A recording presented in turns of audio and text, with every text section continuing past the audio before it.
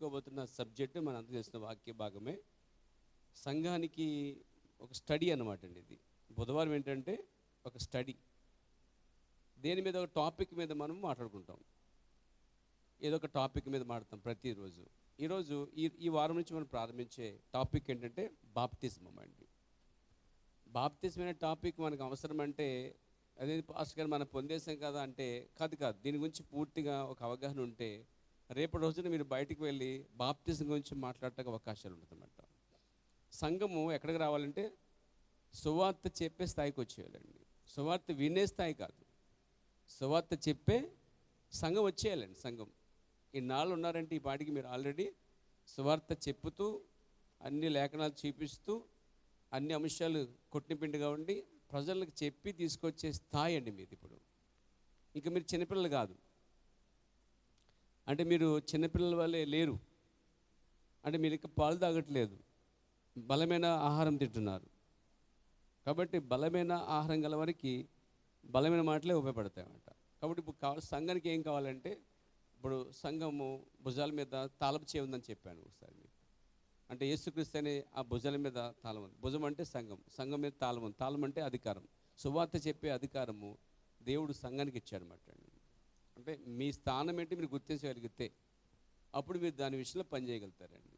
Electrician అనుకోండి, electrician స్థానం గుర్తిస్తే పనిచేస్తాడు. ఒక మెకానిక్ తన స్థానం గుర్తిస్తే మెకానిక్ పనిచేస్తాడు. ఒక డాక్టర్ తన స్థానం గుర్తిస్తే వైద్యుడై ఉండి అతను ఏం చేస్తాడు, రోగులకు సేవ చేస్తాడు. ఏమండి, ఒక డ్రైవర్, ఒక పైలట్, ఒక షిప్ నడిపేటువంటి క్యాప్టెన్ ఎవరైతే ఉన్నారో వీళ్ళందరూ కూడా వాళ్ళ టాలెంట్ ఎరిగిన వారైతే దాన్ని ఖచ్చితంగా ఏం చేస్తారు, సమయం వచ్చినప్పుడు ఉపయోగిస్తారన్నమాట అండి. ఇప్పుడు నేను కారినప్పుడు వచ్చిందనుకోండి, మీకు ఆటోమేటిక్గా ఏం చేస్తారు, టైం వచ్చినప్పుడు నాకు రాదండి, నాకు అసలు కుదరదండి అంటారేంటి. ఇప్పుడు అందరూ బైక్ నడిపిస్తున్నారు, కొందరు స్కూటీ నడిపిస్తున్నారు కదా. అబ్బాయి నాకు స్కూటీ రాదండి, నాకు నాకు బైక్ రాదంటే పచ్చి అబద్ధం. బైక్ ఎలా వచ్చో రేపు బాప్తిజం చెప్పడం కూడా అలాగే రావాలి కూడా.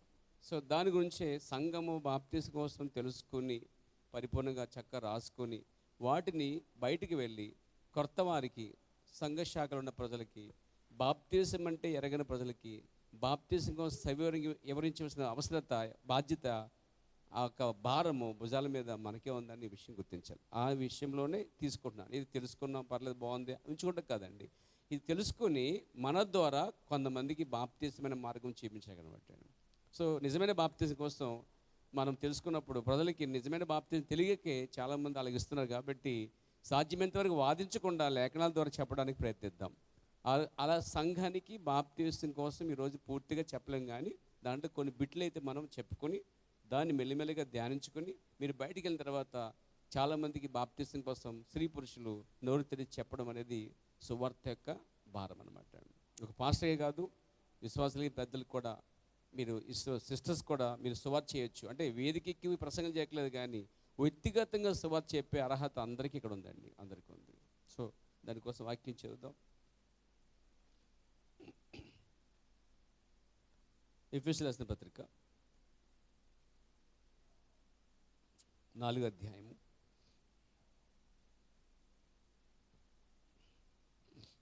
ఎఫెసీయులకు రాసిన పత్రిక 4వ అధ్యాయము 4వ వచనాన్ని చదువుకుందామండి. 5 చదవండి. 5వ వచనంలో ఉంది పాయింట్. ప్రభు ఒక్కడే, విశ్వాసం ఒక్కటే. ప్రభు ఒక్కడనేది ఒక అంశం అండి, విశ్వాసం ఒక్కడేది ఒక అంశం అండి, బాప్తిజం ఒక్కటే అనేది ఒక అంశం, అందరికీ తండ్రి అయిన దేవుడు ఒక్కడనేది ఒక అంశం అండి. అది అవన్నీ సపరేట్ సబ్జెక్టులు అవి. కానీ దాంట్లో మనం తీసుకోబోయేది ఒక్కటే, బాప్తిజం ఒక్కటే అని తీసుకుంటున్నాం. మనం బాప్తిజము ఒక్కటే అనే పదం తీసుకుంటున్నాం. అలాగే ఇంకో వాక్యం చదువుతాం. మార్కు సువార్త 16వ అధ్యాయము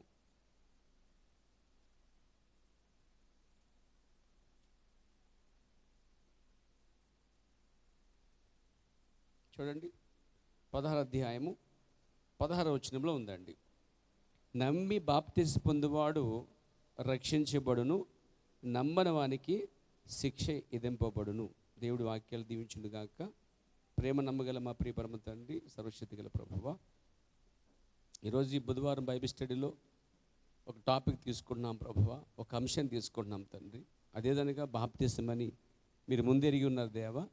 ఇప్పుడు సంఘానికి బాప్తిసం ఎలా పొందాలో అనేది కాదు కానీ ప్రభువా, బాప్తిసం ఇతరులకు ఎలా చెప్పాలనే దాని విషయంలో చక్కటి అవగాహన కొరకు ఇది తీసుకొని చుండగా నీ పరిశుద్ధాత్మకు సహాయం చేయండి దేవా. సాధ్యమంత వరకు ఇది ముగించుకుంటే అవకాశం కల్పించండి. లేని ఎళ్ళ ఎంతవరకు అయితే మీరు ఇస్తారో అంతవరకు ఇవ్వరని మీరు అనుగ్రహించి సంఘానికి ఈ కాలంలో ఈ బాప్తిజం గురించి అవగాహన, పూర్తి అవగాహన ఇచ్చి సంఘం బయటికి వెళ్ళి సహోదరి సహోదరులు సువార్త ద్వారా అనేక ఆత్మలు నీటి వద్ద నడిపించే కృప పరిచర్య కొరకు ఉపయోగపడినట్లుగా దేవ ఈ అంశాన్ని ఉంచమని, దీవించమని, ప్రయోజనకరంగా ఉంచమని, అల్పుని బలపరచమని యేసుక్రీస్తునామములో ప్రార్థిస్తున్నాను.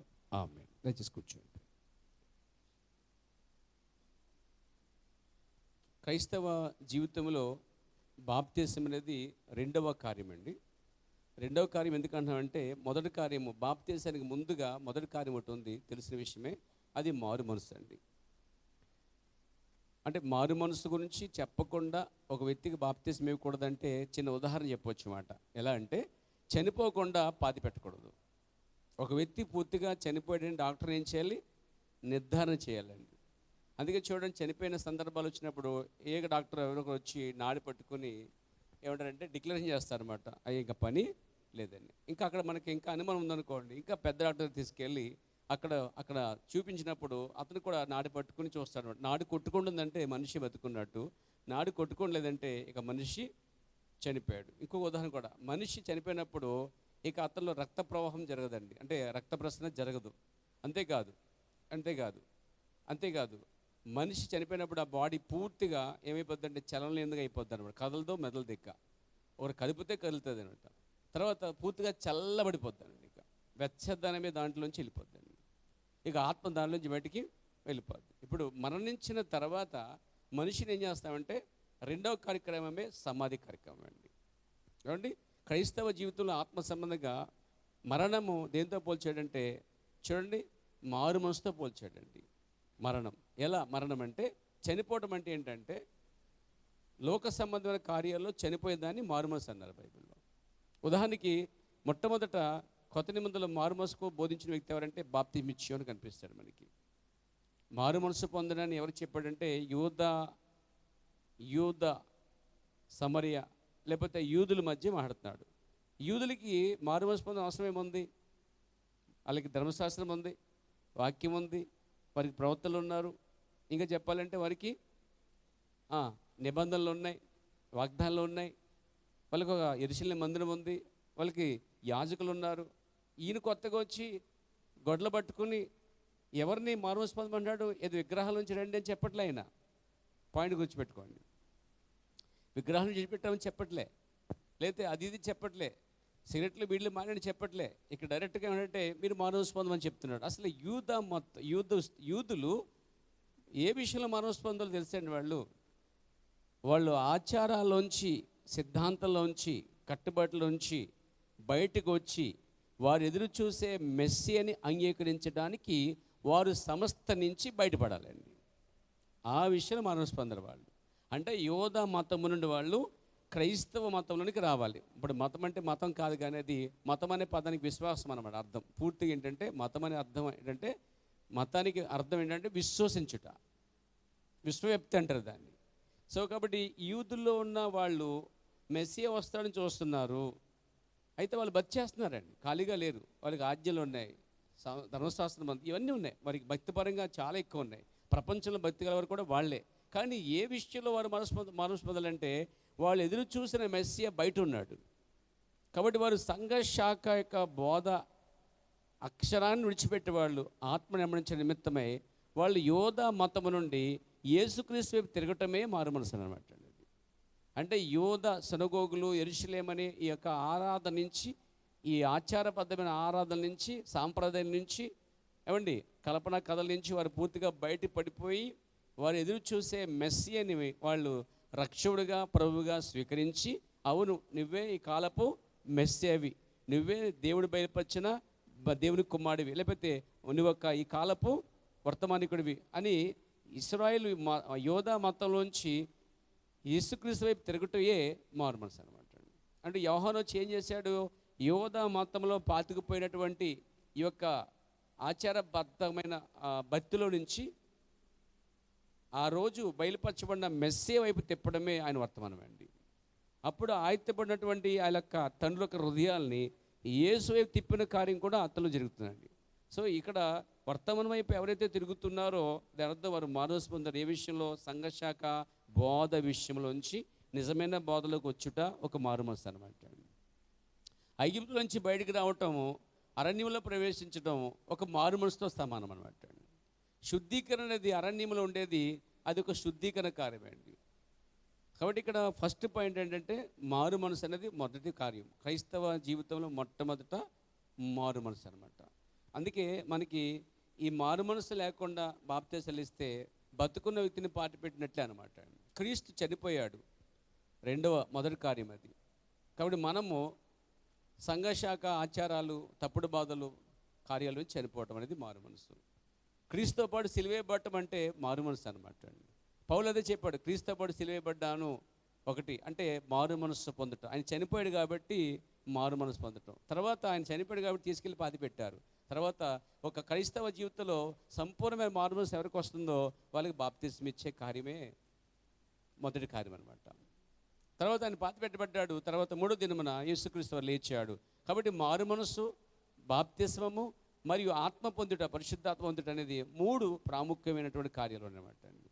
ఒక క్రైస్తవుడిగా మారడానికి, లేకపోతే దేని నుంచే క్రైస్తవుడు కాదు, ఒక నామకార్థ క్రైస్తవుడు కూడా నిజమైన క్రైస్తవుడు మారడానికి, ఒక ఆచారబద్ధకమైన క్రైస్తవ జీవితంలోంచి ఒక నిజమైన రియాలిటీలోకి రావడానికి ఈ యొక్క మారు మనసు అనేది చాలా చాలా అవసరం అన్నమాట అండి.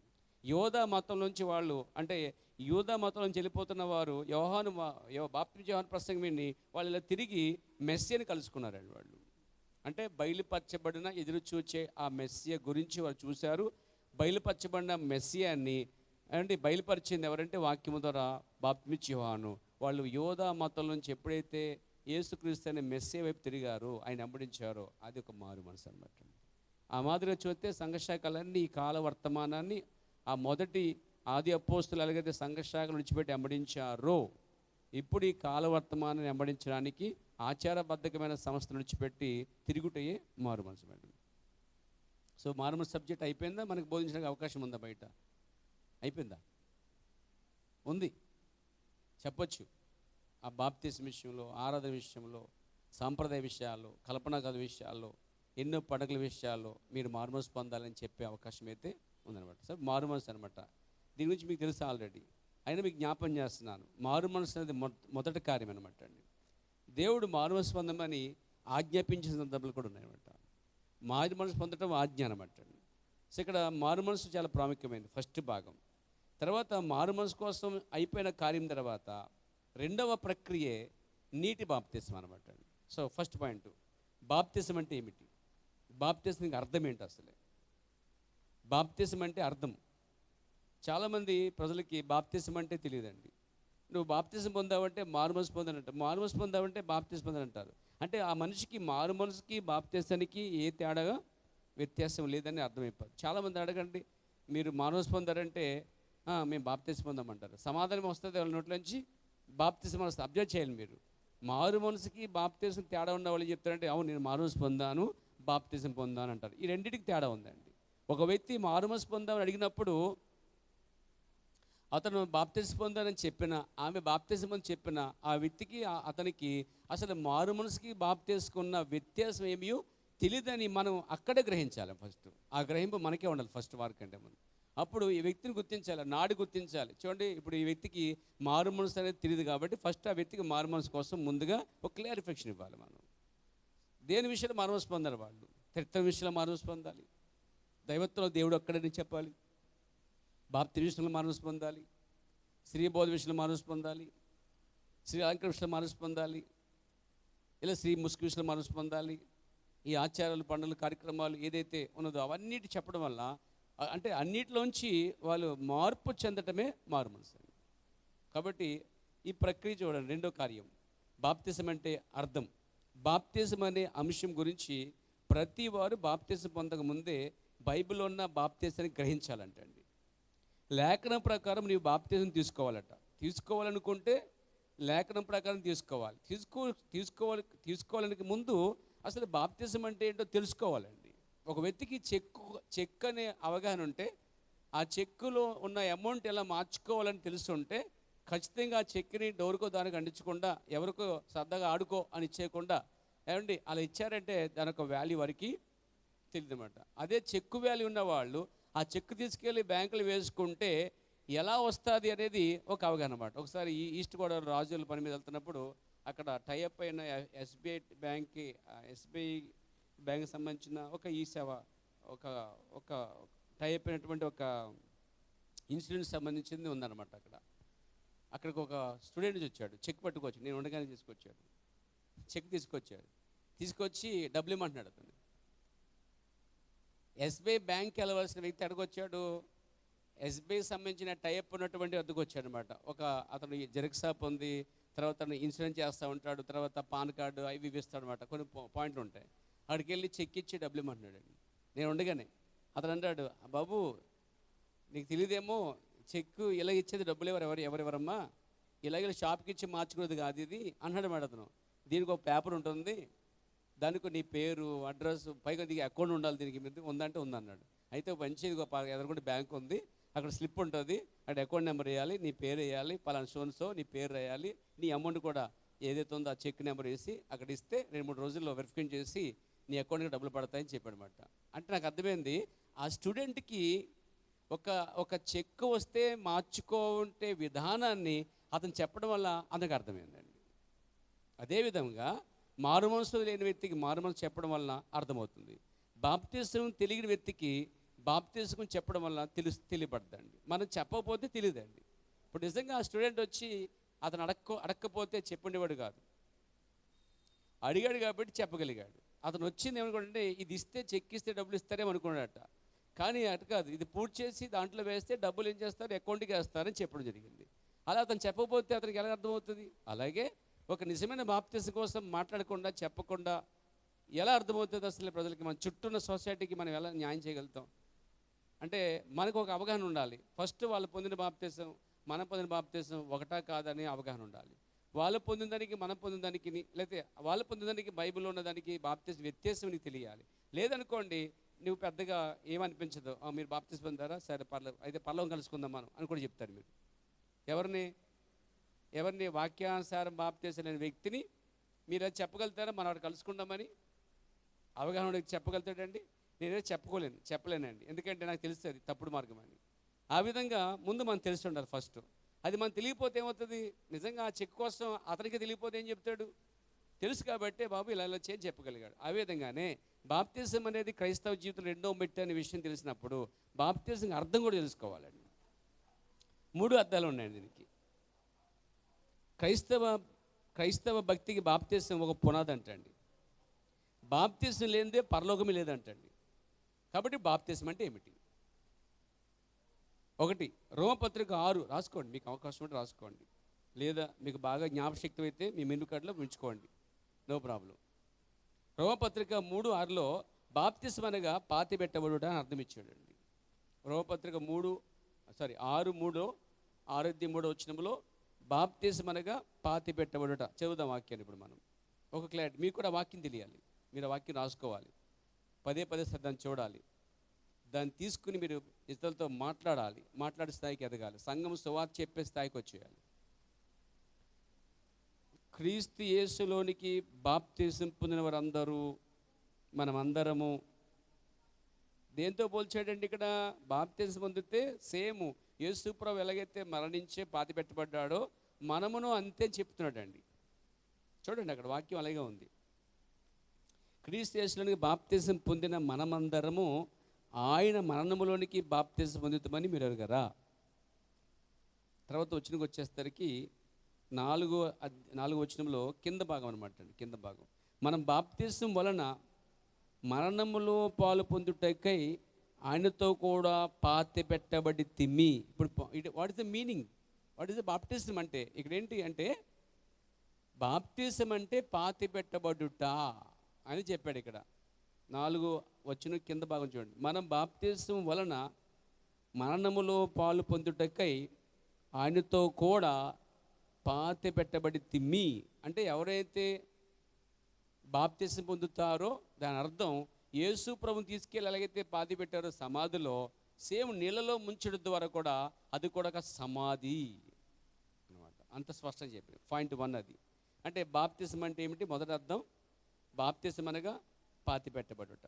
ఒకరు నీళ్ళలో తీసుకెళ్ళి ముంచి బాప్తిమిస్తున్నామంటే అర్థం అతని పాత జీవితాన్ని పూర్తిగా అది అవన్నీ కూడా చంపేసి, అనగా మారుమనసు పొందిన వ్యక్తికి బాప్తిమిచ్చడం అంటే మనం సమాధి చేసినట్టే అండి.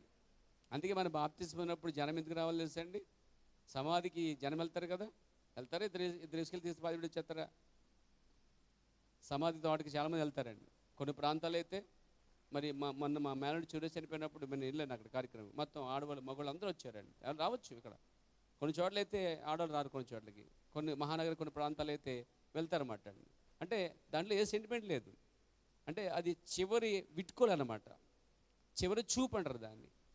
మళ్ళీ ఆ ముఖం మన జీవితంలో కనిపించదు అన్నమాట అండి. అందుకే ఆడ మగ తేడా లేకుండా సమాధి కార్యక్రమం జరిగినప్పుడు బంధువులు స్నేహితులు ఎవరుతున్నారో చివరి చూపు చూసుకుంటూ వస్తారన్నమాట. వాళ్ళు వెళ్ళకూడదు, వీళ్ళు వెళ్ళవచ్చు, వాళ్ళు వెళ్తే దేలు కూడా వస్తాయి, లేకపోతే సమాధికి వెళ్తే ఇది ఒక కీడు, ఇలాంటి చాలామంది కొనేమాట అండి. చాలా చోట ఆ సమాధికి వెళ్ళి వచ్చిన వాళ్ళని ఇంటికి చేర్చుకోరు చాలామంది. అంటే ఆ కీడు వచ్చేద్దండి. అసలు అటువంటి ఆచారం ఏమీ లేవండి అసలు. ఇప్పుడు దానికోసం మన సబ్జెక్ట్ కాదు, మనం దాన్ని నమ్మట్లేదు కూడా. అలాగని చెప్పి స్నానం చేయకుండా వెళ్ళిపోకండి. బట్ శుభ్రం చాలా ముఖ్యమండి, బట్ ఆచారం నిమిత్తం మాత్రం కాదండి అది. సో కాబట్టి ఇక్కడ ఫస్ట్ పాయింట్ పాతి పెట్టబడుట. రెండోది మార్కు సువార్త 7వ అధ్యాయం 4వ వచనం. బాప్తిసం అంటే ఏమిటి? బాప్తిసం అనగా పాతి పెట్టబడుట ఒకటి. రెండోది బాప్తిసం అంటే లేక బాప్తిసం అంటే అర్థం ఏంటి? రెండోది మార్కు సువార్త 7:4వ వచనం చూద్దాం. నీళ్ళలో కడుగబడుట.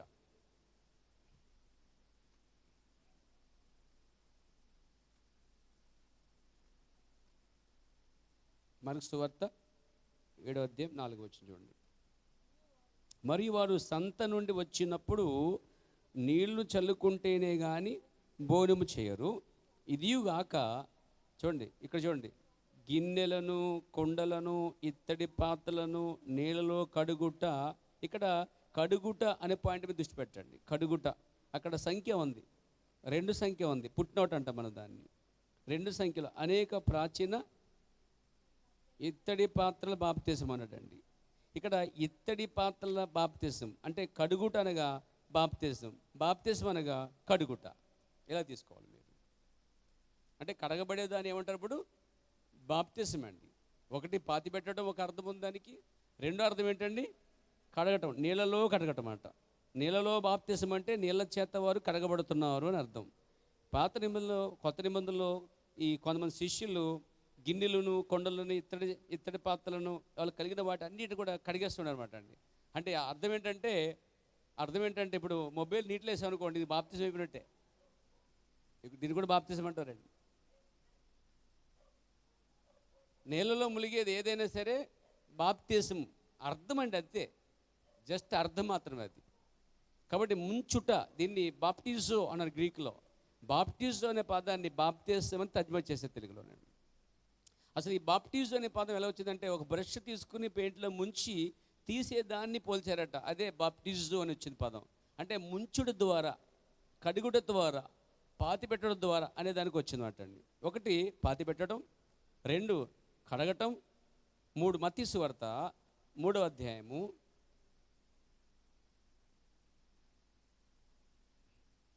6వ వచనం, 11వ వచనం, 16వ వచనం అండి.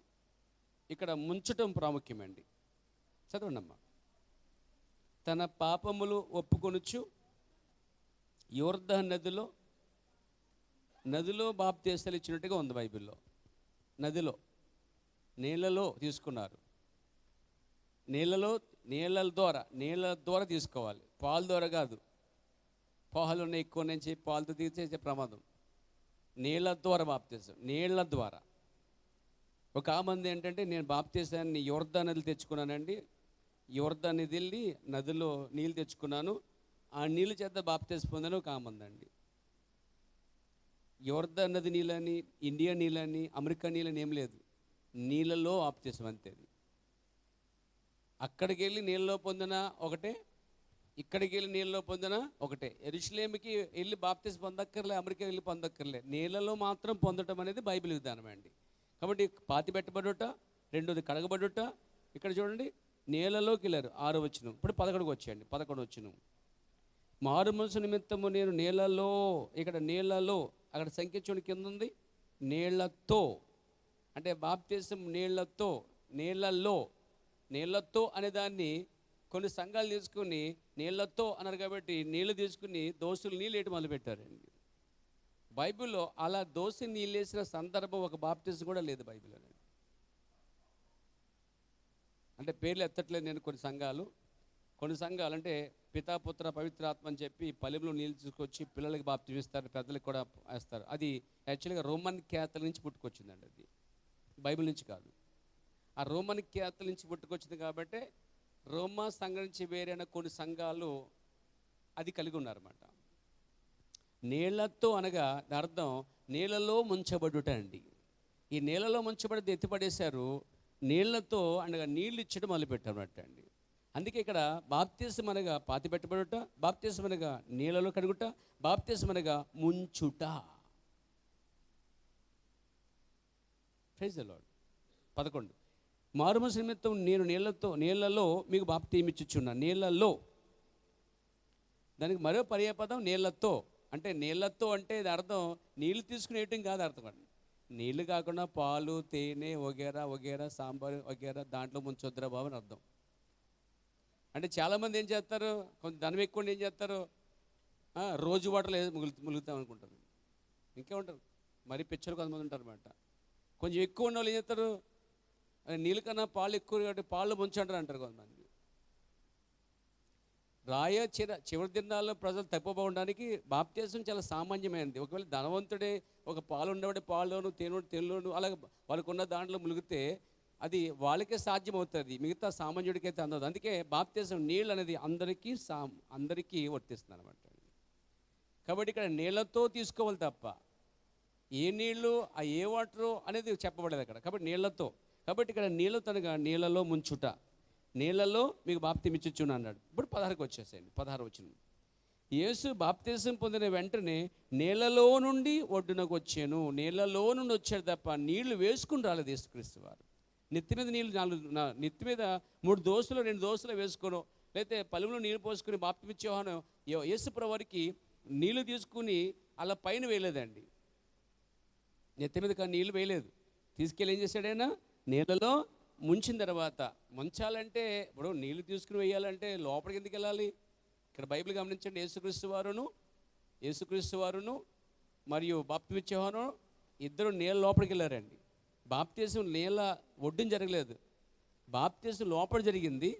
బాప్తిసం అయిన తర్వాత వారు ఒడ్డుకు వచ్చినట్టుగా బైబిల్ చెప్తుందండి. ఇప్పుడు నీళ్లతో అనగా నీళ్లు తీసుకునే విధానం కొట్టివేయబడింది. ఇక్కడ కొన్ని సంఘాలు ఏం చేస్తాయి, నీళ్ళు తీసుకుని ఎత్తి మీద వేస్తారన్నమాట. పితా పుత్ర పవిత్రాత్మ అని చెప్పి 3 దోసులు వేస్తారన్నమాట. దీన్ని పూర్తిగా కలపబడిన బాప్తిసం అదండి. కానీ బైబిల్ బాప్తిసం ఎలాగిచ్చారంత నీళ్ళతో, నీళ్ళల్లో. తర్వాత ఇక్కడ చూడండి, యేసు బాప్తిసం పొందిన వెంటనే నీళ్ళలో నుండి ఒడ్డునకు వచ్చినంటే ఇదివరకే వారు లోపలికి వెళ్ళినట్టుగా ఉంది అక్కడ. అంటే నీళ్ళ లోపలికి వెళ్ళారు, అంటే ఇద్దరు లోపలికి వెళ్ళారు. ఇప్పుడు ఒకవేళ నీళ్లు తీసుకుని ఎత్తిమేసే సిద్ధాంతం ఉన్నట్లయితే లోపలికి వెళ్ళిన అవసరమే ఉంది. అక్కడే ఉండి ఏం చేయాలైనా ఒడ్డునే ఉంచి పొడి నేల మీద ఉన్న వ్యక్తికి ఇతను వంగి నీళ్ళు తీసుకుని 3 దోసులు వేసేయచ్చుగా. కానీ యేసుక్రీస్తు వారు అలా పొందలేదు, బాప్తిసం ఇచ్చే యోహాను అలా ఇవ్వలేదనే విషయాన్ని క్లారిటీగా మీకు తెలియాలి. ఫస్ట్ దీనికి ఇంకొక పదం కూడా నేను జోడిస్తాను అనమాట. ఎందుకంటే చాలామంది ముంచుడు బాప్తిసం ఇష్టపడకుండా కొందరు జెండా బాప్తిసం ఇష్టపడుతూ ఉంటారు, కొందరు చిలకన బాప్తిసం ఇష్టపడుతూ ఉంటారు. బహుశా ఇచ్చేవాడికి తీసుకునే వారికి ఈ అవగాహన లేకపోవచ్చు, లేదా ఈ బాప్తిసం గురించిన మర్మము వారికి బయలుపరచబడకపోవచ్చు. నిజమే, ఆ స్టూడెంట్కి ఆ చెక్ కోసం తెలియనట్టుగానే చాలామంది క్రైస్తవులకి అసలు బాప్తిసం ఎలా తీసుకోవాలో అనేది కూడా తెలియదు. అసలు బాప్తిసం అర్థమే తెలియదు. ఫస్ట్ ముందు అర్థం చేసుకోండి, ఆ చెక్ ఎలా మారాలో అర్థం చేసుకున్నాడు. తర్వాత ఏం చేశాడు, ప్రక్రియ స్టార్ట్ చేశాడండి. ఒక వ్యక్తి బాప్తిసం తెలుసుకున్న తర్వాత బైబిల్ ప్రకారం, అది కూడా బైబిల్ ప్రకారం, సొంత ఎక్స్ప్రెషన్ కాదు ఇది, బైబిల్లో ఉన్న విధానం ఇది. ఈ సొంత సంఘానికి ఈ సంఘం బోధ కాదు ఇది. ఈ బాప్తిసం ఇలా ఇవ్వాలనేది మన సంఘం బోధ కాదు, ఏ సంఘం బోధ కాదు, ఇది బైబిల్ యొక్క బోధ. మనం చదువుతున్న బైబిల్ ఇలాగే ఉంది, అలాగే చేయాలి. ఇప్పుడు ఈరోజు ఇంజనీర్ పుస్తకం పట్టాడు అనుకోండి, అందులో దాన్ని వెంబడిస్తాడు. ఒక డాక్టర్ పుస్తకం పట్టాడు అనుకోండి, అందులోనే మెడిసిన్ రాస్తాడు. మరి ఒక మెకానిక్ పుస్తకం పట్టుకుంటే అందులో ఉన్న దాని ప్రకారం చేస్తాడు, అవునా? మరి బైబిల్ పట్టుకున్న క్రైస్తవుడు బోధకుడు ఏం చేయాలి? అందులో ఉన్న ప్రకారంగానే చేయాలి కదా. ఎందుకు చేయట్లేదు? వాళ్ళు తప్పుడు అర్థం చెప్పారు కాబట్టి, పైనుంచి పూర్వీకులు దాన్ని తప్పుపోయారు కాబట్టి ఒక ఆచారం అయితే వెళ్ళిపోయింది మాట.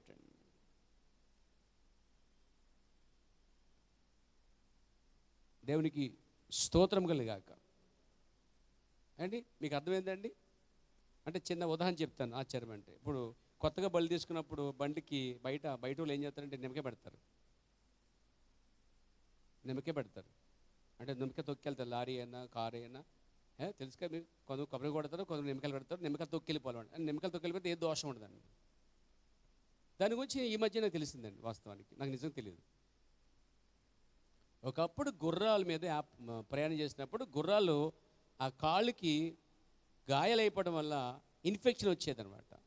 అందుకు గుర్రాలకి ఆ ఇన్ఫెక్షన్ పుండ్లు మానిపోవడానికి, ఎందుకంటే నిమ్మకాయల సిట్రిక్ యాసిడ్ ఉంది, సి విటమిన్ ఎక్కువ ఉందన్నమాట, యాసిడ్ ఎక్కువ ఉంది దాంట్లో. దానివల్ల ఏమవుతుందంటే అదంతా తినేసి శుభ్రం చేసే గుణం ఉంది. మీకు తెలుసా, నిమ్మకాయ వలన మీకున్న ఇక్కడ బ్లాక్ రుద్దుతూ ఉండండి 2-3 రోజులు, ఆ బ్లాక్ కూడా పోద్దండి.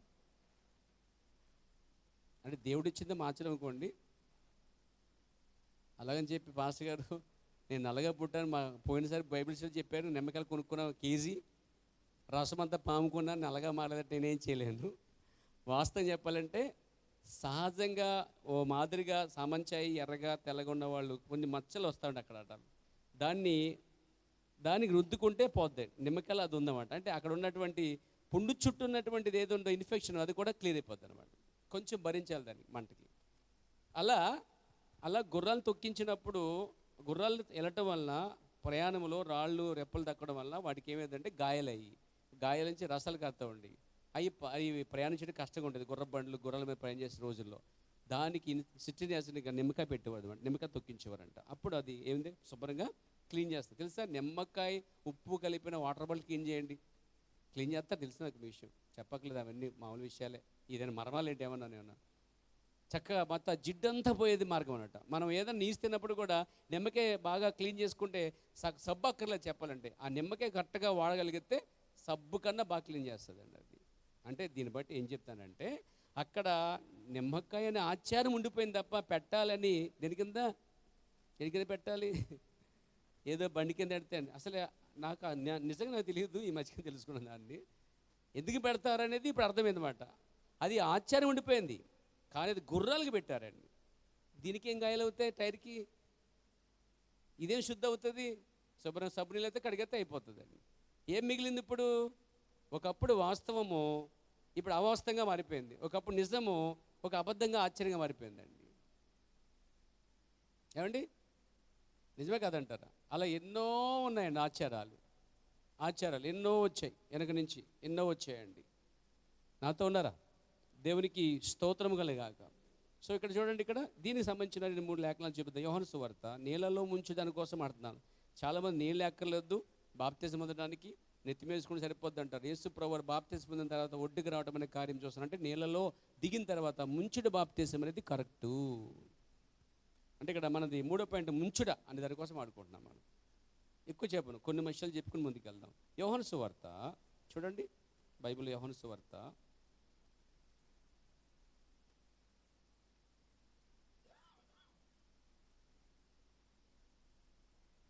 3వ అధ్యాయం అండి, 22 నుంచి చదవండి. ఇక్కడ బాప్తిసం ఇచ్చిన ఒక సందర్భం కనిపిస్తుంది మనకి. అటు తర్వాత యేసు తన శిష్యులతో కూడా యూదయ దేశంలోకి వచ్చి అక్కడ వారితో కాలం గడుపుచు బాప్తిసం ఇచ్చుచుండెను. గమనించండి, సలీం అనే ప్రాంతం ఉంది. సలీం దగ్గర నున్న ఐనోను స్థలమున నీళ్లు విస్తారముగా ఉండెను గనుక యోహాను కూడా అక్కడ బాప్తిసం ఇచ్చుచు ఉండేను. ఇక్కడ ఏం గమనించాలి మనము? ఐనోను అనేటువంటి ఒక స్థలం ఉంది. ఆ స్థలం దగ్గర నీళ్ళు ఎక్కువ ఉన్నాయి, నీళ్లు విస్తారంగా ఉన్నాయి కాబట్టి అక్కడ యేసు ప్రభు శిష్యులు మరి యోహాను కూడా అక్కడే బాప్తిసం జనాలకి ఇస్తున్నట్టుగా చెప్పబడిందండి. అంటే ఇక్కడ ఏంటి ఏ ఉద్దేశం అంటే నీళ్లలో ముంచారు అనే దానికోసం అనమాట. ఇప్పుడు చిలకన బాప్తిస్మం ఇక్కడ ఏమవుతుంది కొట్టివేయబడుతుందండి. సాల్వేషన్ ఆర్మీ ఉంది. అసలు తెలుగులో దాని పేరు తెలుసా మీకు? ఎవరికి రక్షణ ఏమిడాలో? ఎవరికి రక్షణ ఏమిడాలో? అసలు వారికి రక్షణ లేదండి. మీకు తెలుసా విషయం? నాకు క్షమించండి, నిజమే. రక్షణ సైన్యం అంటే ఏంటి? ఒక సైన్యం ఏం కాబట్టి మనకు ఆర్మీ ఉంది, మన సైన్యం ఉంది. భారతదేశము సరిహద్దు చుట్టూ వాళ్ళు ఉన్నారండి, కాబట్టి మనం క్షేమంగా ఉన్నాం. లేకపోతే టెర్రరిస్ట్ లోపలికి వచ్చి అందరూ కాల్చిపడేది. ఇంకా చెప్పాలంటే దేశం చుట్టూ, భారతదేశం చుట్టూ బోర్డర్లో సైన్యం ఉంది. సైన్యం అంటే అది వాళ్ళు కాపాడుకుంటున్నారు, సాధన చేస్తున్నారు, దేశాన్ని కాపాడుతున్నారు వాళ్ళు. మరి వీళ్ళు దేనికే నాకు అర్థమవుదు. వీళ్ళ పేరేంటండి? రక్షణ సైన్యం. అంటే రక్షించే సైన్యం అంట వీళ్ళు. సాల్వేషన్ ఆర్మీ, సాల్వేషన్ యొక్క ఆర్మీ అంటే వీళ్ళు. ఆర్మీలు తెలుసుకు మీకు, ఆర్మీ దిగిపోతారు కదా టకాటక ఎలక్షన్ టైంలో గొడవ అయినప్పుడు దిగిపోతారు. అంటే వాళ్ళు కాపాడతారు గొడవలు అవ్వకుండా. మరి వీళ్ళు పరలోకానికి పంపించాలంటే వీళ్ళు రక్షణ సాల్వేషన్ ఆర్మీ అంట. రక్షణకే సైన్యం అంటే వీళ్ళు. అసలు వాళ్ళకే రక్షణ లేదు. అసలు రక్షణ ఎట్లా వస్తుంది? నమ్మి బాప్తిసం పొందేవాడు రక్షణ పొందుతాడు, రక్షణ వస్తుందండి. అంటే బాప్తిసం నీళ్ళలో పొందితేనే రక్షణ వస్తుంది. వీళ్ళు నీళ్ళలో పొందకుండా ఈ సాల్వేషన్ ఆర్మీ అనే వాళ్ళు ఏం చేస్తారు? జెండా ఎక్కుతుంది అనమాట. ఆ జెండాకి నుంచి సంఘ విశ్వాసాలను నడిచి వెళ్ళిపోతే బాప్తిసం అయిపోయినట్టండి.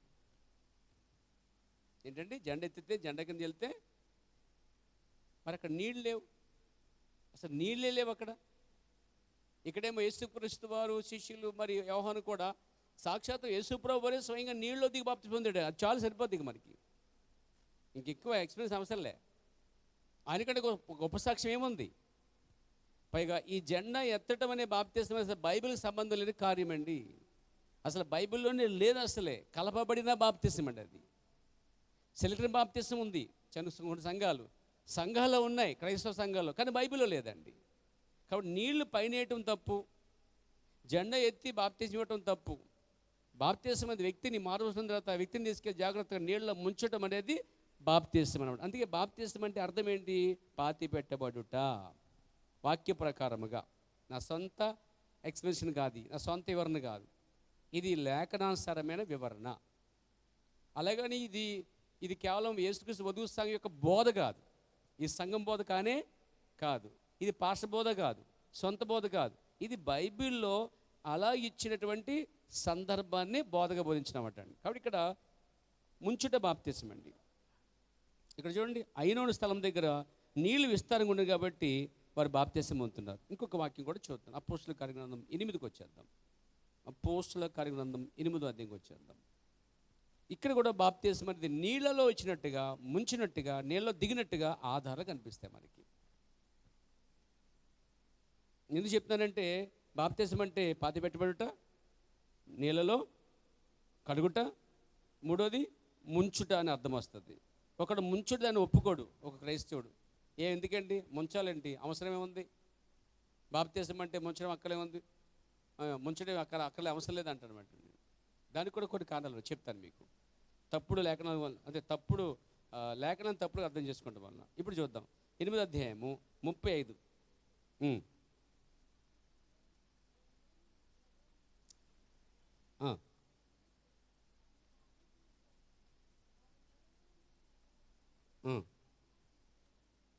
చూసారు ఇక్కడ ఏముంది? 39 చదవా మీకు? 38 కింద చూడండి. 38 చదువుదాం. త్రోవలు వెలుచుండగా నీళ్ళున్న ఒక చోటకి వచ్చినప్పుడు, నీళ్ళున్న చోట వచ్చింది. ఇద్దరు, నపుంసకుడు మరియు పిలుపు కూడా రథం మీద. నపుంసకుడికి పిలుపు వాక్యం చెప్తున్నాడు, మారు మనసు బాప్తిసం ఇలా తీసుకోవాలి, అలా తీసుకోవాలి చెప్తున్నప్పుడు నీళ్లు రాగానే వెంటనే రథాన్ని ఆపేశాడు నపుంసకుడు. అంటే రథాన్ని ఆపేసిన తర్వాత ఒక నీళ్ళే తీసి దోశలు వేయాలనుకుంటే, ఈరోజు లోతుల మిషన్ వచ్చే ఆ విధానం కరెక్ట్ అయితే, రోమన్ క్యాథలిక్ వారు ఇచ్చే విధానం కరెక్ట్ అయితే, పిలుపు తప్పు చేసినట్టు అండి. పిలుపు తప్పు చేసినట్టు. ఇప్పుడు పిలుపు తప్ప, సంఘాలు తప్ప అని మనం బైబిల్ నుంచే తెచ్చుకోవాలి. పిలుపే కరెక్ట్ అయితే, ముంచుడు బాప్తిసం కరెక్ట్ అయితే పిలుపు తీసుకెళ్ళి ముంచాలి. లేదు చిలకలింపు పైన దోస్తులు నీళ్ళేయటమే కరెక్ట్ అయితే, అయ్యగారు మీరు దిగక్కర్లేదు, రథం మీద ఉండండి, నీళ్ళైతే వచ్చాయి కదా, నీళ్ళ దాకా మీరు రావక్కర్లేదు కదా, నేను నీళ్ళు ఏం చేస్తాను, దోశ నీళ్ళు తీసుకొచ్చి నెత్తి మీద వేసేస్తానంటే చేసేది ఆ పని లోదర్ మిషన్ లాగా అండి. కొన్ని రోమన్ క్యాథలిక్ వారు చేసేది ఏం చేస్తారంటే సంఘాలలో పల్లెంతో నీళ్ళు తీసుకురావటం, ఆదివారం అందరూ ఉండగానే నీళ్ళు తీసుకెళ్ళి పైన వేసేయటం. వాళ్ళంతటా వాళ్ళు లోపల తీసుకెళ్ళి నీళ్ళతో ముంచే ప్రసక్తి ఆ సంఘాలకు చేయట్లేదండి. రోమన్ క్యాథలిక్ వారి సంఘం ఒకటి, తర్వాత లోదర్ సంఘం ఒకటి, కొన్ని సంఘాలు ఉన్నాయన్నమాట. ఈ సంఘాలకు తీసుకెళ్ళి బాప్తీసం అనేది తీసుకెళ్ళి ముంచడం, పాతిపెట్టడం అనేది లేదండి. నీళ్ళలో జస్ట్ నీళ్ళు పైన వేయటం అనమాట అండి. అదే కరెక్ట్ అయితే లేఖనంలో పిలుపు గారు ఏం చేయాలంటే ఖచ్చితంగా ఆయన తీసుకెళ్ళి రథం దగ్గరగా ఉండమని చెప్పి ఆయన నీళ్ళు తీసుకొచ్చేసేయాలి. కానీ ఆయన ఎట్లా చేశాడు, ఏం చేసి చూద్దాం. సువార్త అయిన తర్వాత లేఖనమంతా బోధించిన తర్వాత నీళ్లు ఉన్న చోటుకు రాగా రథం ఆపాడు నపసుడు. ఇదిగో నీళ్లు నాకు బాప్తీసం ఇచ్చుటకు ఆటంకం ఏమని అడిగి రథము నిలపమని ఆజ్ఞాపించాను. రథం నడుపుతున్న వాటికి ఆజ్ఞాపించాడు, రథం ఆపేశాడు. చూడండి, పిలుపు నపసుకుడు ఇద్దరును నీళ్లలోనికి దిగిరి. ఇక్కడ ముంచుడు బాప్తీసానికి ప్రాధాన్యత ఉన్నది. బైబిల్లో క్రైస్తవ బాప్తీసం ముంచుడు బాప్తీసానికే ప్రాధాన్యత ఉంది. జెండా కింద బాప్తీసం అని కానీ, లేదా చిలకరింపించిన బాప్తీసం కానీ, పల్లెంలో నీళ్ళు తీసుకొచ్చి నెత్తి మీద నీళ్ళు పోయటమే కార్యక్రమం కానీ బైబిల్లో మనకు కనిపించటం లేదు. మనం చదివే బైబిల్లో ఇద్దరు నీళ్ళు దిగిరి తర్వాత పిలుపు అతను బాప్తీసం ఇచ్చాను. వారు నీళ్ళలో నుండి వెడలి వచ్చినప్పుడు అని ఉంది. అంటే నీళ్ళలోనికి వెళ్ళి యేసుక్రీస్తు వారు ఎలాగైతే నీళ్ళ లోపలికి వెళ్ళి బాప్తీసం అడ్డుకొచ్చినాడో అదే మాదిరి తీసుకున్న పిలుపు గారు కూడా. యేసుక్రీస్తు ఎలాగైతే లోపలికి వెళ్ళి నీళ్లతో ముంచబట్టి బాప్తీసం పొందున్నాడో, ఎవడు అసలు ఆయనకి బాప్తీసం అక్కర్లేదు, కానీ అది మాదిరి. నీతి యావత్తు ఇలాగూ చెయ్యి అని మీకు మాదిరి కొరకే చేశాడండి. ఆయనకి బాప్తీసం అక్కర్లేదు, ఎందుకంటే ఆయన మానవ పొందక్కర్లేదు, ఎందుకంటే ఆయన ఆల్రెడీ దేవుడే ఉన్నాడు, పరిశుద్ధుడే ఉన్నాడు. నాలో పాపం ఉందని ఎవరు స్థాపించుకోవాలి చెప్పిన వాడికి మారుమనసు బాప్తీసం పనే ఉందండి. పైగా మన వల్ల పుట్టలేదు, ఆయన సంపర్కం వల్ల పుట్టలేదు, పరిశుద్ధ ఆత్మ చేత కమ్ముకుని పుట్టాడండి ఆయన. అయినా ఎందుకు పొందాడు ఆయన? మారు మనసు బాప్తీసం అనేది ప్రజలకి ఒక మాదిరిగా తీసుకున్నాడు ఆయన. కాబట్టి నీళ్ళలో వాళ్ళు దిగారు, బాప్తీసం పొందారు, బయటకు వచ్చారు. బాప్తీసం అంటే అర్థం ఏంటి? ఇప్పుడు పాతి పెట్టబడటం. ఎవరిని పాతి పెట్టాలి? అసలు ఎవరికి బాప్తీసం ఇవ్వాలి? మనం మారు మనసు లేకుండా బాప్తీసం ఇచ్చాము కాబట్టి చాలామంది బతికొచ్చేస్తున్నారు, లేచి వచ్చేస్తున్నారండి. వాళ్ళకి అసలు మారు మనసు లేదు కాబట్టి ఇంకా అలా ప్రవర్తిస్తున్నారు. నాట్ ఓన్లీ మన సంఘం, అన్ని సంఘాలు కూడా అలాగే ఉన్నాయి. మన సంఘం కూడా ఇంచుమంది చాలామంది మారు మనసు లేకుండానే పొందారు, కానీ చచ్చిపోలేదండి వాళ్ళు. అసలే తప్పు చేసాం, మనం చచ్చిపోకుండా పాతి పెట్టాం, చట్టరీత్యా నేరం చేసాం. ఒక వ్యక్తి చనిపోకుండా పాతి పెడితే ఏం చేస్తాడు? ఇవాళ జైలు వేసేయాలి అసలే తీసుకెళ్ళి. అంటే దేవుడు ఒక వ్యక్తిని ఏం కోరినాడంటే పూర్తిగా అతడు నాడి చూసి పూర్తిగా చనిపోయాడో లేదో డిక్లరేషన్ ఇవ్వాల్సిందే. డాక్టర్ కదా, ఇక్కడ పాస్ట్ ఇవ్వాలండి. అంటే చాలామందికి సంపూర్ణ మార్మస్ లేకుండా, మార్పు లేకుండా బాప్తీసం పొందిన వాళ్ళ జీవితాలు వర్తమానంలో తాయశిఖర చేరినా కానీ వాళ్ళకి మార్పు లేదండి. సో దేవుడు దేనికి గౌరవిస్తున్నాడంటే ముందు మార్మస్ గౌరవిస్తున్నాడు, క్రమం బాప్తీసం గౌరవిస్తున్నాడు. సో బాప్తీసం అంటే అర్థం చెప్పుకున్నాం. నాతో ఉన్నారండి? నెక్స్ట్ పాయింట్ రాసుకోండి. బాప్తీసం ఎవరు తీసుకోవాలి? దీనికి 5 పాయింట్లు ఉన్నాయండి, 5 పాయింట్స్. బాప్తీసం ఎవరు తీసుకోవాలి? మనం చెప్పాలంటే చిన్నపిల్లలు తీసుకోకూడదండి. బాప్తీసం ఎవరు తీసుకున్నట్టు ఉంది బైబిల్లో కూడా చూపిస్తాను మీకు నేను. అపోస్తలుల గ్రంథం 8వ అధ్యాయము 12వ వచనం గమనించాలి మీరు. అయితే పిలుపు దేవుని రాజ్యం గురించి, యేసుక్రీస్తు నామం గురించి, అంటే పిలుపు 2 అంశాలు బోధించాడు. ఆల్రెడీ దారవారంలో మనం ఈ అంశాలు ముగించుకున్నాం కూడా. అక్కడ అతని గురించి అంటే సువార్త చెప్పిన తర్వాత, ప్రకటించిన తర్వాత వారు అతను నమ్మి పురుషులను స్త్రీలను బాప్తిసం పొందిరి. పురుషులు స్త్రీలను ఎవరిని అంటాం మనం? వయసు వచ్చిన వాళ్ళు అంటామండి. అప్పుడే పుట్టి నెలలు 1 సంవత్సరాలైన వాళ్ళని ఏమంటాం? పిల్లలు అంటామండి. ఏమండి? 12 సంవత్సరాలకు ముందు బాప్తిసం అనే కార్యక్రమం అనేది బైబిల్లో ఇవ్వబడలేదు. 12 సంవత్సరాలు దాటిన వ్యక్తులకే బాప్తిసాలు ఇచ్చారు తప్ప 12 సంవత్సరాల ముందున్న ప్రజలకి, పుట్టిన పిల్లలకి, లేకపోతే కొద్దిగా ఎదిగిన నెలలో ఉన్న పిల్లలకి, 2-3 సంవత్సరాలు ఉన్న పిల్లలకి, 3-4 సంవత్సరాలు 10 సంవత్సరాలు ఉన్న పిల్లలకి బాప్తిసాలు ఇచ్చినట్టు బైబిల్ ఆధారమే లేదు. బాప్తిసం పొందేవాళ్ళు సంపూర్ణమైన స్త్రీలు పురుషులు. చాలా స్పష్టంగా రాశాడు బైబిల్లోనండి. ఎందుకని బాప్తిసం పొందాలి? వారు తమ పాపాలను ఒప్పుకుని మారుమనసు పొందారు కాబట్టి చిన్నపిల్లడికి మారుమనసు ఏం తెస్తుందండి? ఒరే నువ్వు నవ్వటం మానేరు అబ్బాయి అంటే మానేస్తాడు వాడు. ఏమన్నాను?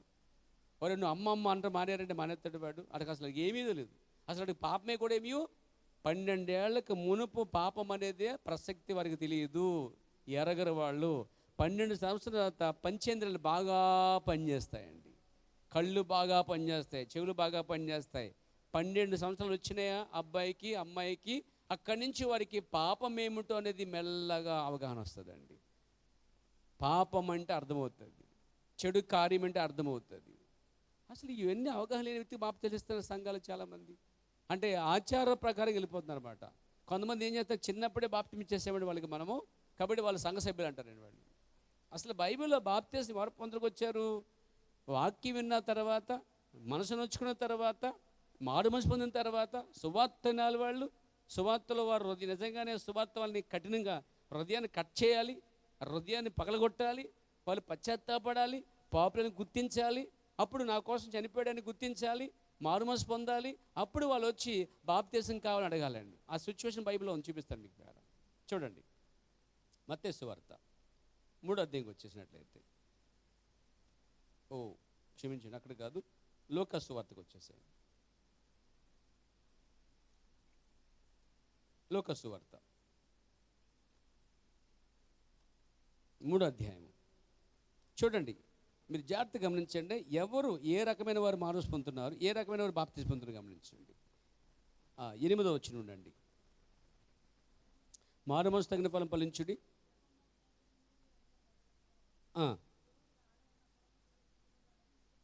ఇప్పుడు 9కి వచ్చేయండి అమ్మా.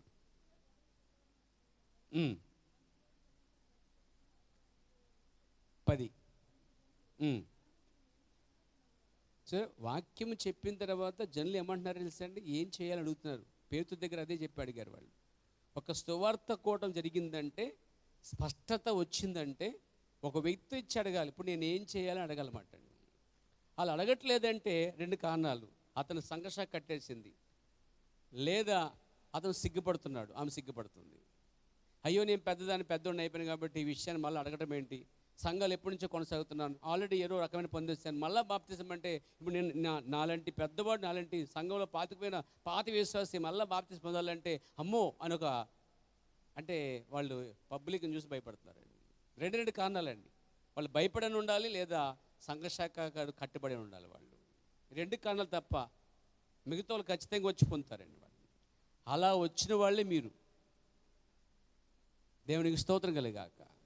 బాప్తిసం అనేది సంఘం కోసం కాదు, బాప్తిసం అనేది ఇంటి కోసం కాదు, బాప్తిసం అనేది పెళ్లి కోసం కాదు, బాప్తిసం అనేది ప్రజల కోసం కాదు, వ్యక్తిగతంగా రక్షణ కొరకు పొందుకోవాలి బాప్తిసం అండి. అందుకే నమ్మి బాప్తిసం పొందువాడు అన్నాడండి. ఎవరైతే పొందుతారో వారికే రక్షణ అన్నాడు. దేవునికి స్తోత్రం కలిగాక. చదువుదామా? 11కి వచ్చేయండి. 11. అతడు సువార్త విన్న తర్వాత వాళ్ళు తప్పు తెలుసుకున్నారండి. ఏం చేయాలి అడిగారు. అని ఉన్నాడు, 2 అంగిలు ఉన్నవాడు ఏం చేయాలి? ఏమి లేవాడు ఒకటి ఇచ్చేయండి అన్నాడండి. ఆహారం గలవాడు అలాగే చేయని చెప్పాను.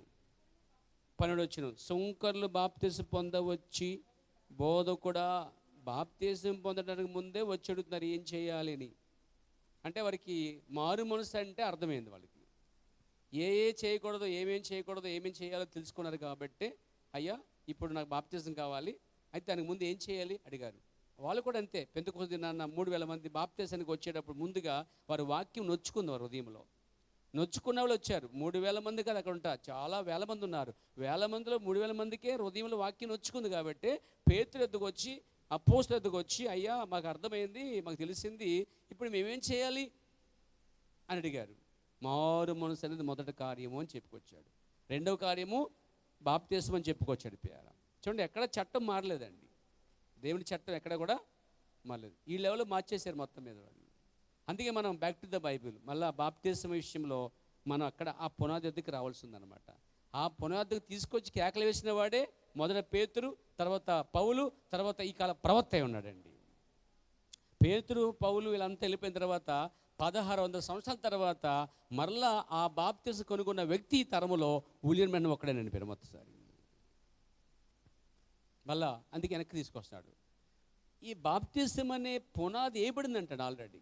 బాప్తిసానికి కూడా పునాది వేయబడిందండి. దేవునికి స్తోత్రం కలిగాక. సుంకర్లు బాప్తిసం పొందవచ్చు, బోధ కూడా మేమేమి చేయాలని అడిగగా అతడు మీకు నిర్ణయించబడిన దానికంటే ఎక్కువ తీసుకోదని చెప్పిన సైనికులు మేమేం చేయాలి అంటే వీళ్ళందరూ సువార్త విన్న సుంకర్లైనా సైనికులైనా వీళ్ళంతా అబ్రహం సంతానమైనా వచ్చి ఉన్నారంటే అయ్యా మేమేం చేయాలి, ఇలా ఉండండి, ఇలా ఉండకూడదు చెప్పుకొచ్చి అంటే మారు మనసు పొందిన తర్వాత బాప్తిసం పొందండి అని ఎక్స్ప్లెయిన్ చేసి చెప్పాడండి. వాళ్ళకి అర్థమైంది ఏం చేయాలి. ఇందాక చెక్ పట్టుకొచ్చి ఏ విధంగా ఏం చేయాలి అడిగాడు, చెప్పగలిగాడు. అలాగే సైనికులు వచ్చారు, శంకులు వచ్చారు, అబ్రహం సంతతి వారు వచ్చారు, వాక్యం విన్నారు, నొచ్చుకున్నారు. అయ్యి ఇప్పుడు ఏం చేయాలంట మమ్మల్ని అడిగారు. అయితే ఇప్పుడు మీరు ఏం చేయాలి, మారు మనసు పొందిన తర్వాత బాప్తిసం పొందాలి అని చెప్పుకొచ్చాడండి. ఇక్కడ ఏం చేస్తాం మనం, ఇక్కడ బాప్తిసం ఎవరు తీసుకోవాలి, దేవునికి స్తోత్రం కలిగాక, దేవునికి మహిమ కలిగాక, పురుషులు స్త్రీలు తీసుకోవాలి. అంటే ఎదిగిన వారు తీసుకోవాలి, వయసు వచ్చిన వారు తీసుకోవాలి. చెప్పాలంటే మంచి చెడ్లు తెలిసిన వారు తీసుకోవాలి. 12 ఏళ్ళు దాటితే ఆటోమేటిక్గా అవన్నీ స్టార్ట్ అవుతాయన్నమాట. ప్రజలు అక్కడి నుంచి వారు ఏమేమి చేసిన తప్పులు పాపాలు ఉన్నాయో సువార్త వెలుగులోకి వచ్చిన తర్వాత వారి జీవిత జర్నీలో ఎక్కడో చోట సువార్త వినబడుతుంది. ఆ సువార్తతో వారు పట్టబడతారు. అప్పుడు అడుగుతారన్నమాట, ఇవి తెలుసో చేసేసాం, దీని నుంచి బయటపడాలని ఏం చేయాలి అడుగుతారు సేవకుల్ని లేక దేవుని పిల్లల్ని. అప్పుడు వారికి మనం ఏం చేస్తాం, ఆ గుడ్డు వారిని మనము కళ్ళున్న మనము నిత్యజీవం వైపు నడిపిస్తున్నాము. ఇది సంఘం చేసిన పని. సంఘానికి మంచి పని ఉందండి. నాకు ఒక్కడే కాదు, నాలా మీ అందరికీ వర్క్ ఉందండి. కానీ ఇక్కడ సేవ చేయడానికి విధానంలో ఒక పాత్ర అయితే సంఘము ద్వారా సేవ చేయడానికి అందరికీ హక్కు ఉందండి. దానికి పిలుపక్కర్లే, మీరు ప్రత్యేక సంఘాలు కట్టక్కర్లే. విశ్వాసుల్ని క్రీస్తు వద్దకు తీసుకురావడానికి మీరు సంఘాలు కట్టక్కర్లే, పిలుపు కూడా చూడక్కర్లే. మీరు వెళ్ళి సువార్త చెప్పి ప్రజలను రక్షించడం అనే కార్యంలో పాల్గొవాలండి. అప్పుడే సంఘం అభివృద్ధి అవుతుందండి. ఇంతమంది ఉన్నారండి. ఇప్పుడు ఈ సబ్జెక్ట్ మీద గ్రిప్ వచ్చింది అనుకోండి, టోటల్గా ఇంతమంది వెళ్ళి చెప్తే ఒక్కొక్కరు తీసుకొస్తే ఇక్కడ ఎంతమంది ఉన్నా డబుల్ అవుతారండి. అక్కడ సంఘం అనేది అలా అభివృద్ధి అవ్వాలి. గొర్రెలప్పుడు గొర్రెల కంఠం అనేది ప్రారంభించబడతాయి. ఒక కాపరిగా గొర్రెలు 4 ఉన్నాయనుకోండి, 8 రావును కోరుకోవడం తప్పులేదండి. ఏమండి, అవి చూలు కొట్టలు కోరుకుంటాడు కాపరి, అవి కణాలు కోరుకుంటాడు. అలాగే మీరు ఎలా ఉండిపోవడం నాకు ఇష్టం లేదు. కానీ మీరు వెళ్ళి ఈ సబ్జెక్ట్ తెలుసుకున్న మీరు బయటికి వెళ్ళి దీని గురించి చెప్పడానికి పిలుపక్కర్లేదు, దర్శనం అక్కర్లేదు. ఏమండి, ఆత్మలను అగ్నిలోంచి లాగినట్టుగా మనము వాడబట్టడానికి ఇష్టపడాలండి. దేవునికి స్తోత్రం కలిగాక. కాబట్టి ఇక్కడ చూస్తాము, ఎవరు తీసుకోవాలి, స్త్రీ పురుషులు అంటే వయసు వచ్చిన వాళ్ళు. ఎవరు తీసుకోవాలి, మారు మనసు పొందిన వాళ్ళు. వాళ్ళకి తెలుస్తుంది మారు మనసు ఏంటంటే. 12 దాటితే ఎవరికి అర్థమైంది మారు మనసు పొందాలని. మనం ఎప్పుడైనా చిన్నపిల్లలు బాప్తిసం ఇచ్చామని అసలే నెవర్. అసలే 12 దాటేలో కూడా డౌట్ వస్తాయి. ఒకసారి బాప్తిసం అడుగుతుంది ఎవరైనా, ఇక్కడికి మన చిన్నపిల్లడు వచ్చి బాప్తిసం అంటున్నాడు. చిన్నపిల్లడు 12 దాటేయండి, వాడికి చూడగా అలాగున్నాడు. నాకు బాగా ఆలోచన పడిపోయింది అనమాట, వీడికి బాప్తిసం ఇవ్వాలా వద్దా అసలు వీడికి అన్నీ అర్థమవుతలేదా అనేది ఒకలాంటి టెన్షన్ పట్టుకుందన్నమాట. ఎందుకని పూర్తిగా చనిపోకుండా బాప్తిసం ఇవ్వకూడదు కదా మరి. అందుకే ఆ వ్యక్తికి చాలా విషయాలు చెప్పాల్సిన అవసరం ఉందన్నమాట. సగం తల్లే సువార్త చెప్పాలి, 5వ సువార్త. మిగతా సంఘం సండే స్కూల్ అవుతుంది, మిగతా సగం వాక్యంలో జరుగుతుందండి వాళ్ళకి. అప్పుడు వాళ్ళు ఏమవుతారు, స్ట్రాంగ్ అవుతారు అన్నమాట. సండే స్కూల్కి రాకపోయి అమ్మ చెప్పబోయి డైరెక్ట్గా వాక్యం చెప్తే వాళ్ళకి ఏం అర్థం కాదండి. అందుకే ముందు సువార్త తల్లి, 2వది సండే స్కూల్, 3వది ఇక్కడికి వచ్చి వాక్యం వింటాడు. అప్పుడు వారు బాప్తిసం పొందగలుగుతారండి. అవేమి లేకుండా డైరెక్ట్గా బాప్తిసం అంటే చాలా కష్టమండి. ఆ వ్యక్తికి ఆ విషయం చెప్పాలి. సో బాప్తిసం ఎవరు పొందాలి, మారు మనసు పొందినవారు. మత్తయి సువార్త 3:2 ప్రకారంగా మారు మనసు పొందినవారు. మత్తయి సువార్త 3:6 ప్రకారంగా తమ పాపములు ఒప్పుకున్నవారు పాపాలు ఒప్పుకున్నవారు పొందుకోవాలి. 3:6 చూడండి మత్తయి సువార్తలో. తమ పాపములు ఒప్పుకొనుచు ఉందా బైబిల్లో? అంటే బాప్తిసానికి ముందు పాపాలు ఒప్పుకున్న వారే బాప్తిసం తీసుకోవాలి. బాప్తిసం ఎవరు తీసుకోవాలి, మారు మనసు పొందిన వాళ్ళు. బాప్తిసం ఎవరు తీసుకోవాలి, తమ పాపాలు వారు ఒప్పుకోవాలి, అంతటా వాళ్ళు ఒప్పుకోవాలి. 3వది రోమపత్రిక 10:8-9 ప్రకారంగా హృదయములో విశ్వసించి యేసుని ప్రభువుని ఒప్పుకొని రక్షణ కలిగినట్లు నోటితో ఒప్పుకోవాలటండి. ఎవరు తీసుకోవాలి బాప్తీసాన్ని? మారుమనసు పొందిన వాళ్ళు. ఎవరు తీసుకోవాలి బాప్తీసాన్ని? తమ పాపాలు ఒప్పుకున్న వాళ్ళు. మూడో సాక్ష్యం, మూడో వాక్యం అదే రోమపత్రిక 10:8-9 చదవండి. ఉమ్, ఉమ్, ఉమ్, ఉమ్, ఉమ్, ఉమ్. అది యేసు ప్రభువు అని నోటితో ఒప్పుకోవాలట. మృతుల్లో నుండి లేపబడి ఉన్నాడని హృదయంలో విశ్వసించాలట. నీవు రక్షించబడదు. బాప్తీసం తీసుకుంటూ రక్షింపబడతావు, కానీ తీసుకునే ముందు నోటితో ఒప్పుకోవాలి కార్యాన్ని. నోటితో ఒప్పుకుంటే సరిపోలేదు, పాపాలు ఒప్పుకోవాలి. అంటే వ్యక్తిగత పాపాలు ఒప్పుకోవాలి, దానికంటే ముందు మారుమనసు పొందాలి, దానికంటే పాపాలు ఒప్పుకోవాలి. రెండో కార్యము. మూడో కార్యం ఏంటంటే ఇక్కడ హృదయంలో విశ్వసించాలట. అంటే నోటితో ఒప్పుకోవాలి, హృదయంలో విశ్వసించాలి. నీ హృదయంలోనూ ఉన్నది. మేము ప్రకటించిన విశ్వాసవాక్యమే ఏదనగా యేసు ప్రభు అని నోటితో ఒప్పుకొని దేవుడు మృతుల నుండి ఆయన లేపినని నీ హృదయంలో విశ్వసించిన ఎడల నీవు రక్షించబడదు. అంటే ఇక్కడ కేవలము నోటితో ఒప్పుకుని మనసులో విశ్వసిస్తే రక్షించబడతాడా? కాదు. రక్షించబడటానికి ఒక మెట్టు మాత్రమే అదండి, అది సంపూర్ణ రక్షణ కాదు. రక్షణ మళ్ళీ ఎలా వస్తుంది అడిగాడు. మళ్ళీ ఎవరు? శిరసాల అధిపతి అడిగాడు. ఎవరిని? పౌలుని అడిగాడు. అయ్యా రక్షణ పొందాలి ఏం చేయాలి అడుగుతుంటే అన్నాడు, నీవు నీ ఇంటి వారు విశ్వసించండి, విశ్వాసం ఇచ్చిన తర్వాత బాప్తిజం పొందండి. అక్కడ అంటే విశ్వసించటం రక్షణలో ఒక భాగమండి, సంపూర్ణ కాదు. విశ్వసించిన తర్వాత ఏ విశ్వసించాలి? హృదయంలో ఆయన నా ప్రభువు అని ఒప్పుకోవాలి. ఆయన చనిపోయాడు నా కోసం, నా పాపల కోసం, పాతి పెట్టబడ్డాడు, తిరిగి లేచాడు అని ఒప్పుకోవాలి. హృదయంలో ఒప్పుకోవాలి. ఈ ప్రక్రియ వ్యక్తిగతంగా జరగకుండా బాప్తిజం పొందడానికి వారు అర్హులే కానే కారు. 4వ పాయింట్, అపోస్తలుల కార్యగ్రంథం 8:35 ప్రకారంగా మారుమనస్సు పొంది దేవుని తట్టు తిరిగి సంపూర్ణ హృదయముతో నమ్మి యేసుక్రీస్తు దేవుని కుమారుడని విశ్వసించాలటండి. 4వ పాయింట్ ఏంటంటే మారుమనస్సు ఓకే, రెండోది దేవుని తట్టు తిరగటం, యేసుక్రీస్తు దేవుని కుమారుడని విశ్వసించాలట. మనం అంటే బాప్తిసం తీసుకునే వాళ్ళు యేసుక్రీస్తు దేవుని కుమారుడని కూడా ఒప్పుకోవాలట. 5వ పాయింట్ దాంట్లోనే బాప్తిసం ఎవరు తీసుకోవాలి దానికి 5 పాయింట్లు ఉన్నాయి. నెంబర్ 1 చూసుకోండి, మారు మనసు. నెంబర్ 2 తమ పాపాలు ఒప్పుకుంటా. నెంబర్ 3 హృదయంలోను నోటితో ఒప్పుకుంటా. నెంబర్ 4 దేవునితో తిరిగి యేసుకు దేవుని కుమారుని ఒప్పుకుంటా. నెంబర్ 5 రోమపత్రిక 6:6 ప్రాచీన స్వభావము ఆయనతో కూడా సిలువబడిన వారు బాప్తిసం తీసుకోవచ్చు అనమాట. ఆయనతో పాటు సిలువబడటం అంటే ప్రాచీన స్వభావం కూడా సిలువబడాలి.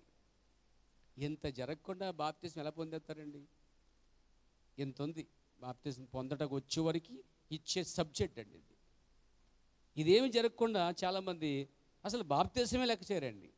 ఏమంటే దొంగోడు సిలువ మీద దొంగ ఏమండి సిలువ మీద దొంగ బాప్తిసం పొందాడా అంటారు అన్నమాట.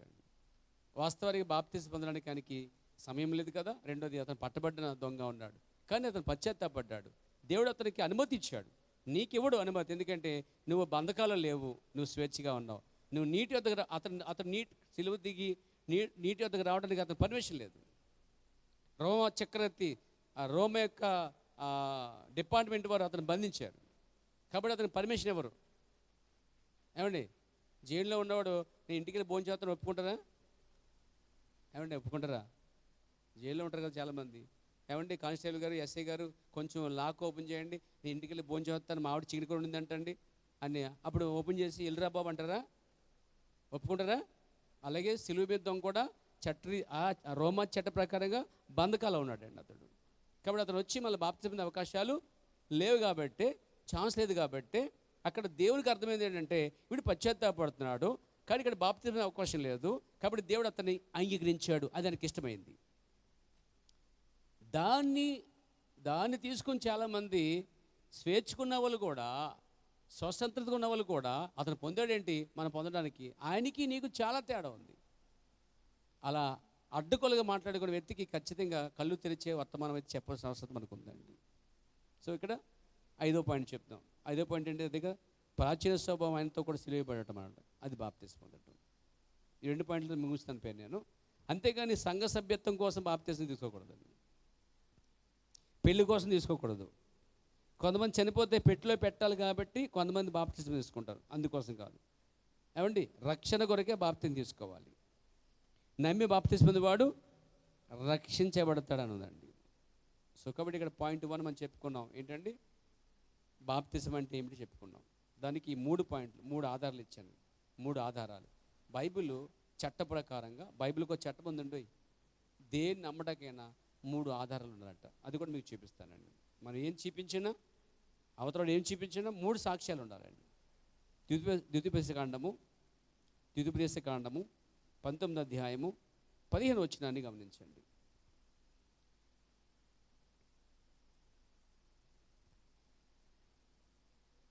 ఒకడు చేయు సమస్త పాపములో ఏ అపరాధమును గురించే కానీ, ఏ పాపం గురించే కానీ ఒక సాక్షి యొక్క సాక్ష్యమును అంగీకరింపకూడదు. అంటే ఏదైనా నిర్ధారణ చేయాలంటే, హలో వినండి, ఏదైనా కార్యాన్ని నిర్ధారణ చేయాలంటే, ఇప్పుడు బాప్తిస్తే నిర్ధారణ చేయాలంటే 3 సాక్ష్యాలు కావాలి. మారు మనసు నిర్ధారణ చేయాలంటే 3 సాక్ష్యాలు కావాలి. ఎక్కడి సాక్ష్యాలు కావాలి? బైబిల్ నుంచి కావాలి మనకి.